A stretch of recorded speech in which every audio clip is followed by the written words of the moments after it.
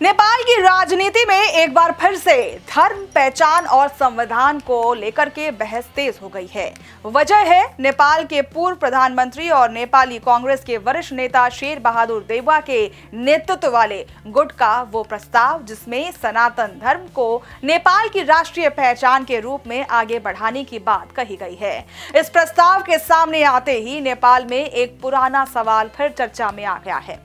क्या नेपाल एक बार फिर हिंदू राष्ट्र बनने की दिशा में बढ़ रहा है या फिर ये केवल सांस्कृतिक पहचान को मजबूत करने की राजनीतिक कोशिश है? आखिर पूरा मामला क्या है और क्यों इस मुद्दे ने नेपाली राजनीति में कई हलचल पैदा कर दी है? आइए समझते हैं।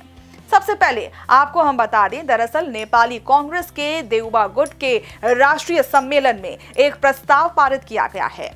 इस प्रस्ताव में कहा गया है कि नेपाल की प्राचीन धार्मिक और सांस्कृतिक विरासत, हिंदू, बौद्ध, किरात और अन्य सनातन परंपराओं का संरक्षण किया जाए और सनातन धर्म को देश की राष्ट्रीय पहचान के रूप में स्थापित करने की दिशा में काम किया जाए।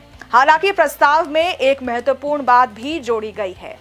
इसमें साफ कहा गया है कि धार्मिक स्वतंत्रता, सामाजिक सद्भाव और सभी नागरिकों के संवैधानिक अधिकारों से कोई समझौता नहीं होगा। यानी समर्थक ये संदेश देने की कोशिश कर रहे हैं कि ये धार्मिक राज्य बनाने का नहीं बल्कि सांस्कृतिक पहचान के पुनर्स्थापित करने का प्रयास है। सम्मेलन के दौरान शेर बहादुर देउवा ने भी अपनी बात रखी। उन्होंने कहा कि वे स्वयं हिंदू हैं और अपनी धार्मिक परंपराओं का पालन करते हैं, लेकिन साथ ही साथ ये भी कहा कि देश का भविष्य और उसका धार्मिक स्वरूप अंततः जनता की इच्छा और लोकतांत्रिक प्रक्रिया से तय होना चाहिए।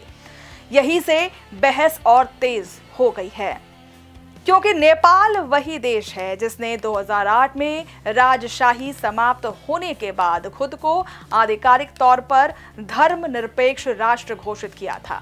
2015 के संविधान में भी धर्मनिरपेक्षता के संवैधानिक आधार दिया गया। ऐसे में जब देश की सबसे बड़ी राजनीतिक पार्टियों में से एक के प्रभावशाली नेता सनातन धर्म को राष्ट्रीय पहचान से जोड़ने की बात करते हैं तो इसका राजनीतिक महत्व बढ़ जाता है। लेकिन दिलचस्प बात यह है कि विरोध केवल विपक्ष से नहीं आ रहा है बल्कि नेपाली कांग्रेस के भीतर से भी उठ रहा है। पार्टी के दूसरे गुट के नेताओं ने इस प्रस्ताव की भाषा और दिशा पर सवाल खड़े किए हैं। उनका कहना है कि नेपाली कांग्रेस खुद उस राजनीतिक प्रक्रिया का हिस्सा रही है जिसने नेपाल को धर्मनिरपेक्ष राष्ट्र बनाया।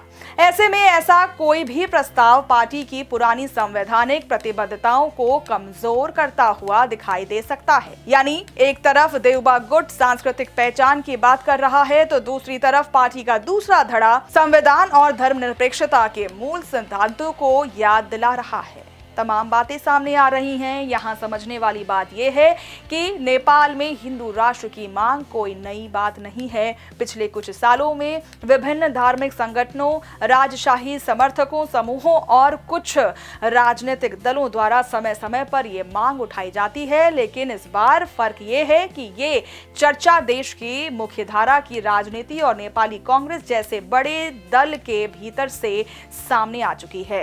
यही कारण है कि इस प्रस्ताव को केवल धार्मिक बहस के तौर पर नहीं देखा जा रहा बल्कि इसे आने वाले राजनीतिक समीकरणों और नेपाल की वैचारिक दिशा में भी जोड़ करके देखा जा रहा है। अब बड़ा सवाल यह है कि क्या यह प्रस्ताव वास्तव में नेपाल को हिंदू राष्ट्र बनाने की दिशा में कोई ठोस राजनीतिक पहल है या फिर यह सांस्कृतिक पहचान और अब परंपराओं को लेकर के एक वैचारिक संदेश भर रहा है। फिलहाल इसका जवाब भविष्य की राजनीति में छिपा है, लेकिन इतना जरूर है कि शेर बहादुर देउवा ने के बयान और उनके गुट के प्रस्ताव ने नेपाल में धर्म, संविधान और राष्ट्रीय पहचान पर एक नई बहस को जन्म दे दिया है। और यही वजह है कि काठमांडू से लेकर के गांव तक और राजनीतिक मंचों से लेकर के आम लोगों के बीच तक एक सवाल फिर गूंज रहा है, नेपाल की पहचान आखिर क्या होनी चाहिए? आप इस पूरे मुद्दे को कैसे देखते हैं? क्या सांस्कृतिक पहचान और धर्मनिरपेक्ष संविधान साथ साथ चल सकते हैं? अपनी राय हमें कमेंट करके जरूर बताएं।